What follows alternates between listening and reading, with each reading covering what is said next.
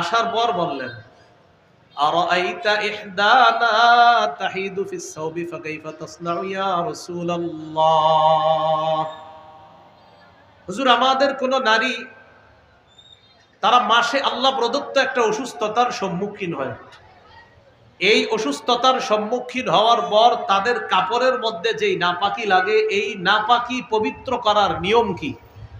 ভাই কথা বুঝে আসছে? নবীজি সাল্লাল্লাহু আলাইহি সাল্লামকে প্রশ্ন করলেন, আল্লাহ প্রদত্ত একটা অসুস্থতার সম্মুখীন হয় মা বোনরা, এই অসুস্থতার কারণে তাদের শরীরের যে কাপড়, এই কাপড়ের মধ্যে যেই নাপাকি লাগে, এই নাপাকি পবিত্র করার উপায় কি? ফাকাল রাসূলুল্লাহ সাল্লাল্লাহু আলাইহি ওয়াসাল্লাম, নবীজি জবাব দিলেন, তাহুত্তুহু, এক নাম্বার, নাপাকি কাপড়ে লাগলে এটা ঘষে উঠাবে, ঘষবে, নাপাকিটা ঘষবে।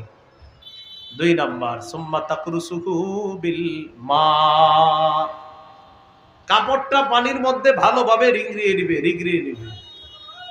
ওয়া তামদাহুহু, এরপর কাপড় ভালোভাবে চিপবে, ধৌত করবে, শুকাবে। সুম্মা তুসাল্লি ফিহি, এরপর কাপড় পবিত্র হবে, ওই পবিত্র কাপড়ে নামাজ পড়বে। আমাদের এই হাদিস থেকে মূল মাসালা যেটা জানলাম, নামাজের পূর্বে কাপড় পবিত্র হওয়া শর্ত।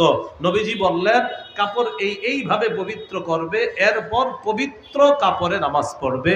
এখান থেকে বোঝা যায় নামাজের পূর্ববর্তী শর্ত হলো কাপড় যেন পবিত্র হয়। রাসূলুল্লাহ সাল্লাল্লাহু আলাইহি ওয়াসাল্লাম বলেন, আমাকে 5টি জিনিস দেওয়া হয়েছে যা অতীতের কোন নবীকে দেওয়া হয় নাই।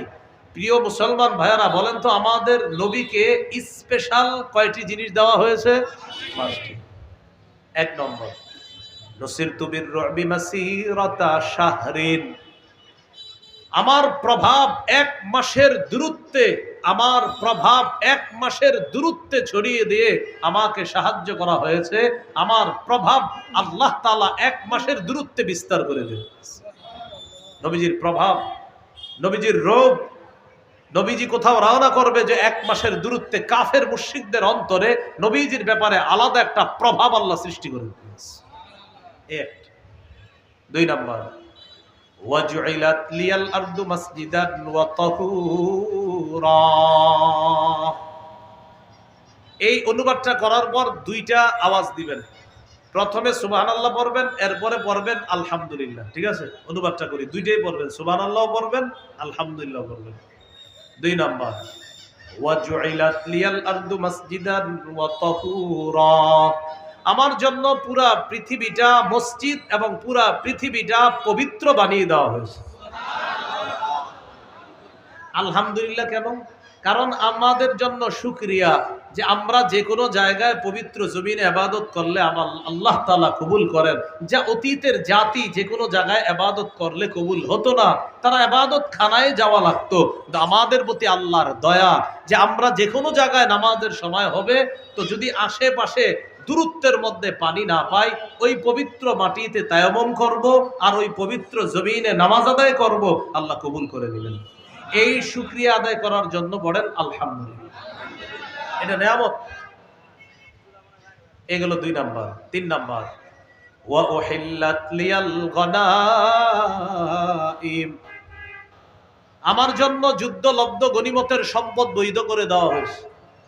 অতীতের জাতি জিহাদ করলে, যুদ্ধ করলে, যুদ্ধের পর যে সম্পদ পাওয়া যেত, এই সম্পদ অতীতের জাতি খরচ করতে পারতো না। নবীজি বলেন আমার জন্য, আমার উম্মতের জন্য যুদ্ধলব্ধ সম্পদ বৈধ করে দেওয়া হয়েছে। 4 নাম্বার, ওয়াকানান নাবিয়্যু ইউবাসু ইলা কওমিহি খাসসাতান ওয়া বুইসতু ইলান নাসি কাফা, নবীজি বলেন অতীতের যত নবী দুনিয়ার মধ্যে পাঠানো হয়েছে, সমস্ত নবীকে কোন বিশেষ এলাকার জন্য পাঠানো হয়েছে। এক নবীকে এক এলাকায় তো আরেক নবী আরেক এলাকায়। এমনও ইতিহাস একই সময় এক এলাকার নবী একজন, আরেক এলাকার নবী আরেকজন। যেমন ইব্রাহিম নবী এক এলাকার নবী, ওই সময়ে আরেক এলাকার নবী তার ভাতিজা লূত আলাইহিস সালাম। ইব্রাহিম নবী এক এলাকার নবী, আর তার ভাতিজা লূত আলাইহিস সালাতু ওয়াস সালাম আরেক এলাকার নবী। লূত নবীর আব্বার নাম কি বলেন? হারান। কি নাম? কি নাম? হারান। হ্যাঁ, লূত নবীর আব্বার নাম কি? ইব্রাহিম নবীর ভাইয়ের নাম হারান। এই হারানের সন্তান লূত আলাইহিস সালাম। আর মূসা নবীর ভাইয়ের নাম হলো হারুন। কি নাম? ইব্রাহিম নবীর ভাইয়ের নাম হারান, মূসা নবীর ভাইয়ের নাম হারুন। এই হারানের সন্তান লূত আলাইহিস সালাতু ওয়াস সালাম। ইব্রাহিম নবী এক এলাকার নবী, লূত নবী আর এক এলাকার নবী একই সময়। আমাদের নবী বলেন ওয়া বুইস্তু ইলান নাসি কাফা, আমাকে কোনো নির্দিষ্ট এলাকার জন্য পাঠানো হয় নাই, গোটা জগতের সবার জন্য আমাকে নবী হিসাবে পাঠানো হয়েছে। এগুলো 4 নাম্বার। 5 ওয়া উতিতুশ শাফাআ, এটা আমার সাথে একটু বলেন, বলেন আমাকে সার্বজনীন সুপারিশ করার অনুমতি প্রদান করা হয়েছে। কি বলছি বাংলাটা? সার্বজনীন সুপারিশ। সার্বজনীন সুপারিশ। কিয়ামতের ময়দানে সবাই বিপদে থাকবে, আমাদের নবী একটা সুপারিশ করবে, এরপর আল্লাহ বিচার ব্যবস্থা শুরু করবে। তিরমিজির বর্ণনা, قال رسول الله صلى الله عليه وسلم أتاني آت من ربي وخيرني بين أن يدخل نصف أمتي الجنة وبين الشفاعة। রাসূলুল্লাহ সাল্লাল্লাহু আলাইহি সাল্লাম বলেন, আমার কাছে আল্লাহর পক্ষ থেকে, আমার রবের পক্ষ থেকে একজন ফেরেশতা আসছে। আসার পর আমাকে দুটি বিষয়ের যে কোনো একটি গ্রহণ করার ইচ্ছাধিকার দিয়েছে। 1 নম্বর, আমি যদি চাই আমার অর্ধেক উম্মত জান্নাতে নিতে পারবো, সুবহানাল্লাহ। 2 নাম্বার ওয়াবাইনা শাফাআ, আমি চাইলে সুপারিশ করতে পারবো, তবে দুটি নিতে পারবো না, যে কোনো একটি। হয়তো অর্ধেক উম্মত জান্নাতে নিতে পারবো, না হয় সুপারিশ করতে পারবো। কোনটা? নবীজি বুদ্ধি করে বললেন ইখতারতুশ শাফাআ, আমি সুপারিশ করার বিষয়টা গ্রহণ করে নিলাম। কেন?